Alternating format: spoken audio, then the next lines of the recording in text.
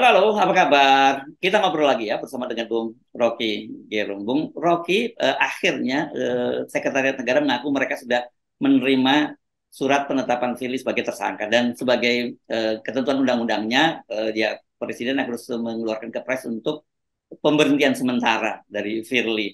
Nah ini saya kira ini cepat ya tindakan dari Istana dalam hal ini karena kita tahu kelihatannya Firly memang sudah tidak dibutuhkan lagi oleh Istana. Tapi yang saya lihat ini yang cukup saya tidak tahu apakah ini harus disyukuri atau sedih kita ini semacam anomali karena kok ada seorang petinggi lembaga korupsi gitu yang ketika dia jadi tersangka malah banyak orang yang mensyukuri banyak orang cukup gundul di mana-mana mencukur kepalanya gundul ini dan bukan hanya orang biasa loh bahkan sejumlah pimpinan mantan-mantan pimpinan KPK juga penyidik KPK itu juga melakukan hal yang sama ini benar-benar menurut saya hanya terjadi di Indonesia fenomena semacam ini. Jadi kita membaca itu sebagai satire, novel, teman-temannya gundulin kepala tuh. Tetapi saya mau ingatkan bahwa soal Firly ini bukan sekedar vendetta. Jadi orang senang karena Firly di penjara tuh. Di belakang kasus Firly tetap ada kasus tekanan politik. Kan itu intinya kan. Kenapa misalnya Firly baru buka soal Masiku? Ya kan ada tukar tambah politik. Kenapa baru sekarang misalnya Firly tersangkakan? Karena ada tukar tambah politik yang belum selesai. Jadi tukar tambah politik justru menjadi background belief, latar dari kasus Firly ini. Hal yang sama dulu juga berlaku pada Novel dan teman-teman. Itu kan karena kasus politik. Jadi ngapain terlalu mengeksploitasi soal personal, walaupun iya semuanya orang sedang Firly ditangkap. Tapi ini bukan soal sedang Firly ditangkap, tapi desain KPK yang memang udah dilemahkan terus-menerus kan. Jadi faktor politik ada di belakang ini. Well, boleh aja gundul kepala, tapi ya mungkin kegembiraan sesaat karena ada yang ditangkap. Tetapi di dalam KPK itu problemnya bukan sekedar Firly, Ya, tapi intervensi Jokowi yang berlebihan itu. Jadi kita mesti lihat bahwa KPK ini, ya ini kalau kita bayangin misalnya grupnya Novel, yang juga teman-teman saya, grupnya Firly, ini dua wayang yang nggak ngerti siapa dalangnya, kan itu kan. hmm. Walaupun kita tahu ya dalangnya adalah Jokowi, jadi ini Firly korban dari ketidaktegasan Jokowi. Demikian juga Novel dulu tuh korban karena tekanan bahwa dianggap bahwa Novel ini membawa ideologi kanan, nggak dibela oleh Jokowi itu. Jadi kita mesti berangkat pada dataran konseptual, abstraksikan masalah ini supaya kita tahu ini krisis kelembagaan, bukan sekedar krisis personal tuh. Siapapun nanti yang akan dijagokan untuk gantiin Firly tetap akan masuk dalam jebakan yang sama. Kan itu intinya kan. Ya, Bahwa ya. Firly memang diduga melakukan pemerasan itu perilaku buruk. Tapi bukan soal perilakunya yang kita masalahkan. Soal KPK ANSI sebagai lembaga, soal Dewas yang dari awal itu gagal untuk menghalangi Firly berbuat hal yang tidak etis lebih jauh lagi. Gitu. Jadi umpan-umpan ini yang kita sebutkan dari awal bahwa Firly dipilih oleh 100% anggota Komisi 3 waktu itu. Hmm. Itu artinya semua anggota DPR di Komisi 3 nitip kasus pada Firly. Hmm. Jadi itu yang mesti dibongkar. Persekongkolan politik ini yang mesti kita bongkar. Bukan sekedar gundulin kepala. Kalau misalnya nanti kalau rambutnya udah tumbuh, maka soal Firly selesai. Kan itu soalnya kan. Gitu Jadi ya. poin-poin saya begitu. Saya mau fair bahwa kalau kita kasih kritik, kita bongkar institusinya bobrok, kita tentukan di mana institusi KPK mulai memburuk itu. Ya ketika Jokowi tempatkan KPK sebagai bagian dari eksekutif. Dan karena bagian dari eksekutif, nah semua orang merasa mampu untuk melakukan terobosan kasus di situ kan. Jadi itu intinya tuh. Saya tidak menganggap salah tindakannya Novel CS, tapi itu uh, agak dangkal sebetulnya tuh untuk urusan yang terlalu mulia semacam ini. Kita mesti kirim sinyal bahwa kita sedih karena KPK melalui Firly dilemahkan. Itu intinya. Bukan kita gembira karena Firly ditangkap. Itu lain lagi itu. Jadi tetap saya mau bertindak sebagai orang yang mengamati dengan koridor etika publik tuh, bukan sekedar kemarahan sesaat yang kemudian tiba-tiba diulangi lagi besok tuh. Jadi lama-lama kepalanya gundul udah nggak ada kepala, kulit kepala dicopot, lama-lama leher dicopot kan. Kan itu intinya kan. Jadi saya tetap berpikir bahwa hak dari teman-teman seperti Novel atau masyarakat umum untuk mengekspresikan kegembiraan, tetapi di belakang kegembiraan kalian itu ada problem yang lebih struktural, yaitu pengendalian KPK oleh Joko Widodo itu Ya, ya. soalnya. Justru sekarang ini artinya kalau nanti disebut sebagai dalang dan wayang, ini memang dalangnya sudah menentukan bahwa ini wayangnya masuk kota, gitu ya. Tinggal dia menyiapkan tokoh Itu baru kan lagi, ya gitu ya. Dulu dalangnya nentuin gengnya Novel masuk kota. Sekarang dalangnya bilang oke, sekarang Firly masuk kota tuh. Jadi dua wayang yang dikendalikan oleh satu dalang, tapi kemudian saling saling bergembira. Lu kena, iya lu juga dulu kena hak dengan proses yang sama.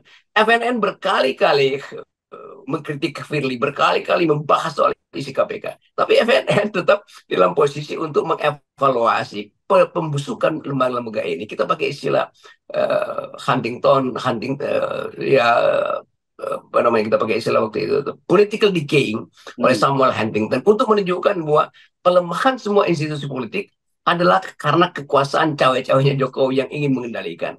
Jadi kita mesti sadar, jangan sampai kita sekedar terhipnosis oleh penampilan di depan tuh, yaitu wow saling senang karena ada balas dendam selesai. Bukan ini. Indonesia tidak boleh ditumbuhkan dengan balas dendam. Tapi kita mau lakukan kajian sampai kita tahu bahwa unit analisis terkecil adalah pelemahan KPK. Apa inti pelemahan KPK? Keinginan Presiden Jokowi untuk mengendalikan kasus-kasus korupsi dikaitkan dengan momentum politik. Itu intinya.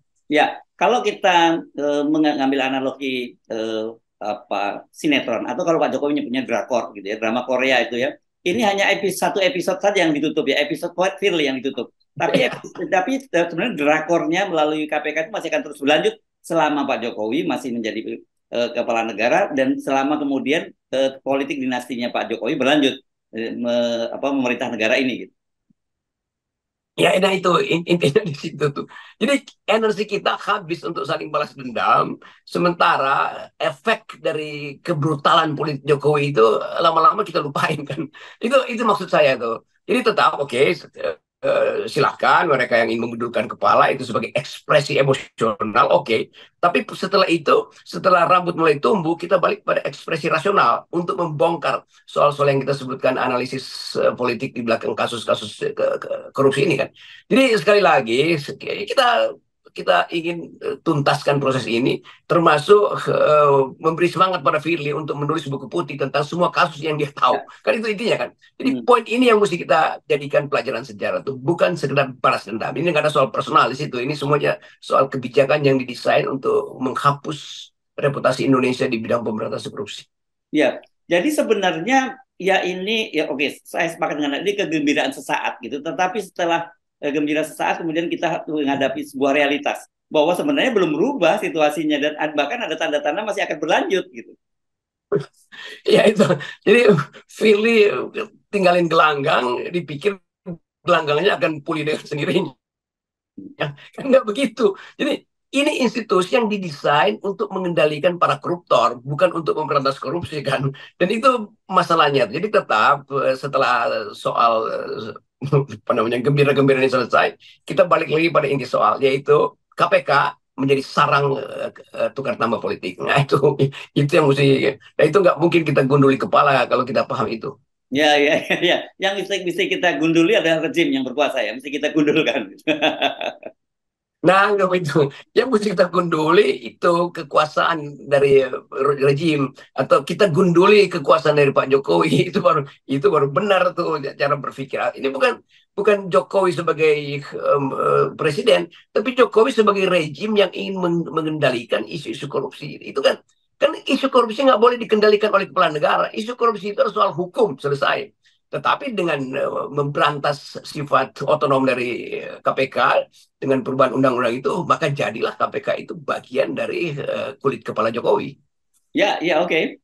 Nah, ini kita dari sini kita akan tahu ya, oke, Presiden akan segera menerbitkan surat pemberhentian sementara terhadap Firly. Memang undang-undangnya semacam itu ya, Bung Rocky. Nanti baru kalau dia sudah dinyatakan bersalah, dia akan diberhentikan tetap gitu. Tetapi juga ada beberapa kasus yang Presiden setelah itu bisa menunjuk langsung siapa penggantinya kan dalam situasi semacam ini. Nah, dari sini sebenarnya kita bisa justru akan melihat lagi siapa nih aktor baru yang akan ditampilkan dalam episode drakor berikutnya gitu oleh sang dalang gitu. Itu yang saya bayangkan kan. Coba bayangin misalnya hari ini diucapkan seorang pengganti, walaupun itu sifatnya kolektif kolegial, yang dapat restu dari Jokowi. Ya, sama juga akhirnya kan. Ya, ya. Jadi tetap yang ya itu artinya KPK ini tetap akan dipertahankan oleh Jokowi untuk tempat alat memeras politiknya. Saya pakai aja istilah itu tuh. Hmm. Walaupun ya saya akan dalilkan lagi bahwa Jokowi akan memakai KPK sebagai alat untuk memeras politik.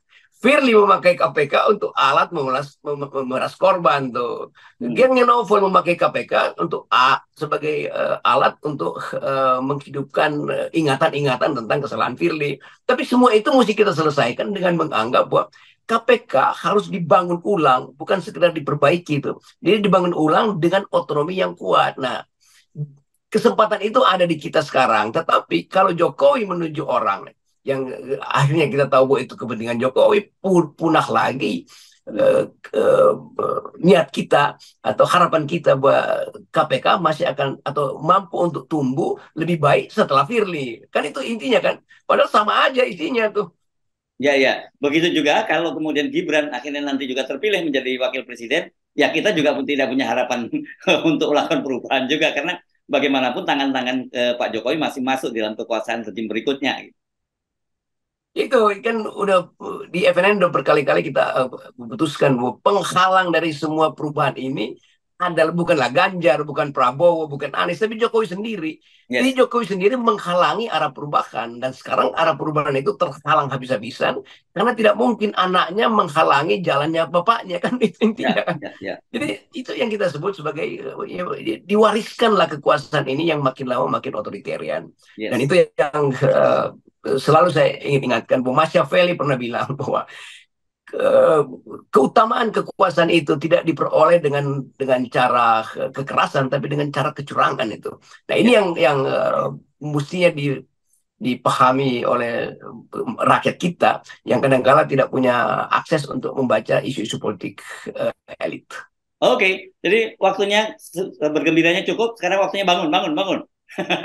Ya, itu udah mandi, kepala udah dingin. Nah, balik lagi pada analisis tuh ya. Yes. Oke, baik. Terima kasih, Bung Rocky. Ya, Pokoknya gundulnya adalah sejak awal ini 0% dan kita muak dengan ya situasi. ini dari Ya. awal kita mesti gunduli sebetulnya presidential threshold itu. Yes. Oke, makasih. Sip.